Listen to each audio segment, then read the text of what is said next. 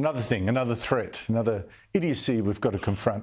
The New South Wales Education Department, what the hell is that up to? Why has it decided to teach white students to hate themselves and teach the rest of the class to hate their country? I mean, this mad education department has now got an online race sensitivity course for students called RacismNoWay that preaches to our children the kind of inflammatory race politics that's already tearing America apart. Now, this course is also being used by some schools interstate. You can go and check it out yourself. I will bet that you have never seen an education course in this country that is so destructive, so ignorant, so dishonest, defeatist, divisive, so racist and so petty. And to think that this poison is being pumped into our schools by an education minister, Sarah Mitchell, of a supposedly liberal government.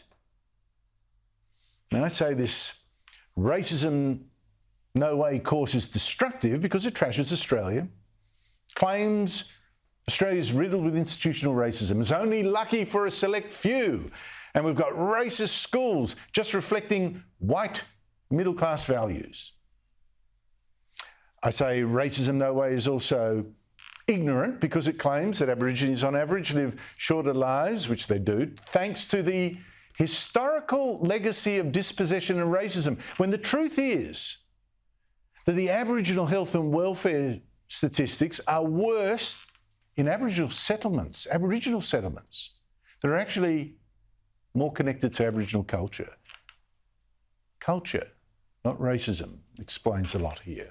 And I say Racism No Way is dishonest, in part because students are shown a film that says this. The moment a white person is born, they're afforded certain privileges. While the extent and nature of their privilege varies from country to country, one thing's consistent. If you're white, society be like, you out here winning.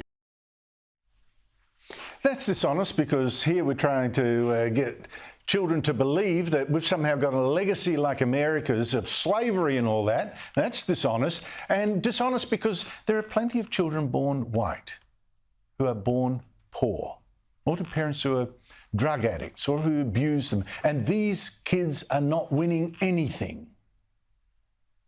And this video is even more dishonest when it claims this as evidence of our racism and our white privilege. Data, by the way, yet again from the US, not Australia at all. And what about jobs? With the exception of Asian men, all groups make less than white men when we talk about median hourly earnings. The way that line, with the exception of Asian men, all the other minorities earn less, immediately destroys that whole argument that race, rather than, say, culture, explains why some groups don't do so well. Because the thing is, the same in Britain, by the way. Indian and Chinese Britons, on average, earn more than whites. More. Which should tell you that Western societies actually reward people, like Jews, for instance, who tend to have a culture of work and learning and excellence. So much for the racism is the barrier argument. Yet here is the New South Wales Education Department still using racism to excuse any failure of any other group of people with colour. And that's why I say this course is also defeatist. It is telling those students from such groups, if they don't do well, that's racism. They're saying, give up. Don't try harder, which is the real message here. And I say that Racism No Way is divisive, not just because it demonises whites, but because it urges students to back a treaty to divide us by race. And it's racist because it suggests only whites are racist. It defines white privilege as the absence of suspicion, prejudice and other negative behaviours that people who are objects of racism experience. Yet here is a course that itself is prejudiced against whites.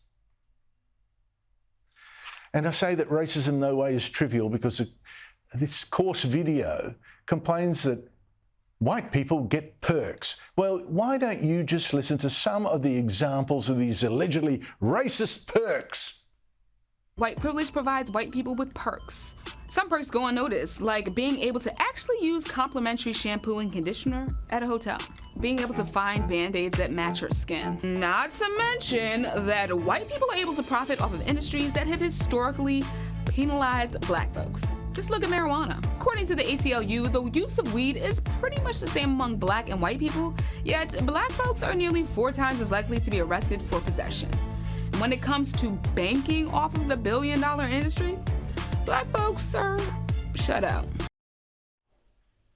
Wow, there's not enough rich black drug pushers. That shows our racism. How did this trash get approved by the New South Wales Education Department of a Liberal government? Why is this race-baiting garbage taught to Australian children who are meanwhile falling behind students in other countries, non-white ones too, hello, in maths, in reading and in science?